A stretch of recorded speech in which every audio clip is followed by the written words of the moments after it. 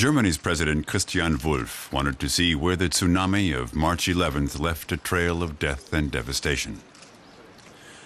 This is what's left of Toyoma, a village on the Pacific that once had 2,900 inhabitants. It was a popular tourist resort, much loved by surfers, until the tsunami came. Some 90 people lost their lives in the floodwaters here.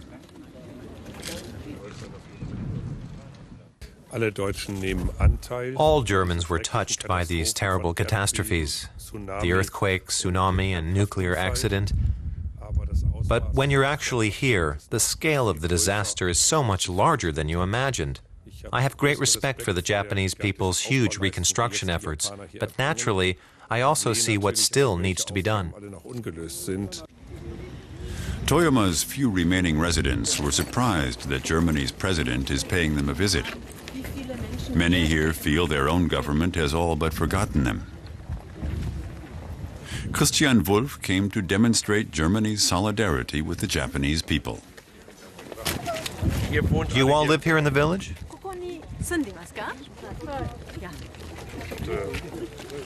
But your family's close by and your homes weren't damaged?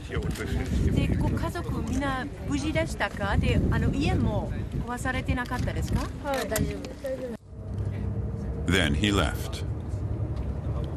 The drive took him past more devastated areas along the coast.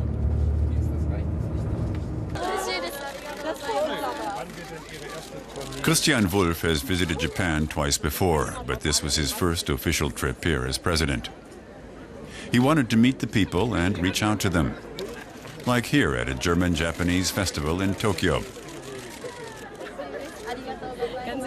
It was held to celebrate 150 years of friendship between the two nations. In a symbolic gesture, Wulff and Japanese Crown Prince Naruhito planted a linden tree together. The tree is meant to represent the friendship between the two countries, which should grow and flourish. There's great interest among our citizens, and in areas such as science, business, and the arts, in cultivating and intensifying our relationship. We're very far apart geographically, but extremely close in many things. You sense that in every encounter and every discussion here. That was also the case during the most important meeting of Wulff's state visit, a luncheon with the Japanese Emperor Akihito at the Imperial Palace.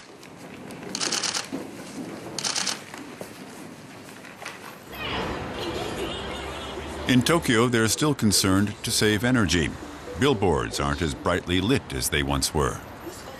In the months since the disaster at the Fukushima nuclear reactor, Japan's power consumption has dropped by some 15%. The Japanese have become more skeptical about nuclear energy and are interested in Germany's plans to shut down its nuclear power plants completely. In Japan, people are talking about energy policy just as they are in Germany. This has to be a subject of debate. People here are amazed that Germany has ended the debate so quickly and reached a decision. They want to know what we're doing, what our plans are. That's why the next stop on Wulff's trip was the German firm Evonik. Its plant represents the biggest investment by a German company in Japan. Here they produce chemicals needed to make solar collectors. Evonik believes it's worthwhile to invest in alternative energies. The German president's trip could be called a mission of solidarity. He also paid a visit to the container village, Newtown Iwaki.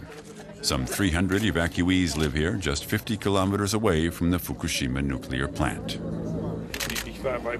During my visit to Japan, I was very impressed by the way Japanese people stick together. For retiree Shigehiro Hanabusa, the container village is now home. He and his wife came here because their own house stands on contaminated ground.